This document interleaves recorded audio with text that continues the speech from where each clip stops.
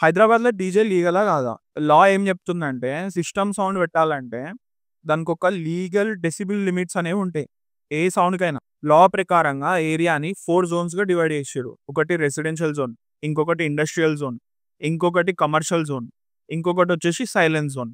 Silence zones అంటే ఏందంటే court పక్కన గానీ, హాస్పిటల్ పక్కన గానీ, ఎడ్యుకేషనల్ ఇన్‌స్టిట్యూషన్స్ పక్కన గానీ, అది ఎక్కడైతే ఉంటదో అక్కడి నుండి ఒక సర్కిల్ గీయండి ఒక 100 మీటర్స్. దాన్ని సైలెన్స్ జోన్ అంటారు. దీంట్లో మళ్ళా మనకి టైమ్ జోన్స్ ఉన్నాయి. పొద్దున 6 గంటల నుండి నైట్ 10 గంటల వరకు ఒక టైమ్ జోన్.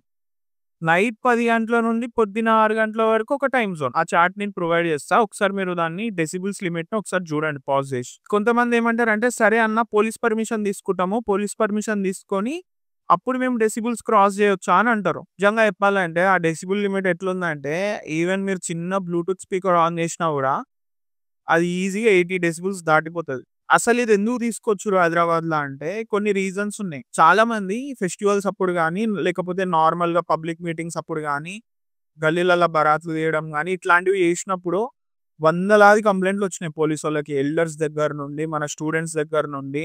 ఇంకొంతమందికి కొంచెము మెంటల్ కండిషన్స్ ఉంటాయి. వాళ్ళేందంటే డిప్రెషన్‌లో ఎళ్ళిపోతారు. ఇంకొక ఇన్సిడెంట్ ఏందంటే మెయిన్‌గా రాడానికి బ్రెయిన్‌ల కొంతమందికి హెమరేజ్ ఉంటది. ఆ హెమరేజ్ పోయిన ఇయర్ ఒక ఆయనకి ఈ డీజే సౌండ్ వల్ల ఆ హెమరేజ్ తెగిపోయి బ్లడ్ వెసిల్స్ పగిలిపోయి చచ్చిపోయిండు. అండ్ ఇంకొకటి చార్మినార్ కాడ ఏమైందంటే డీజే పెట్టినప్పుడు రాకెట్ పోయి ఆ డీజే సిస్టమ్‌లో పోయి ఇరుక్కుంది, పేలింది. మొత్తం డీజే కాలిపోయిందనమాట.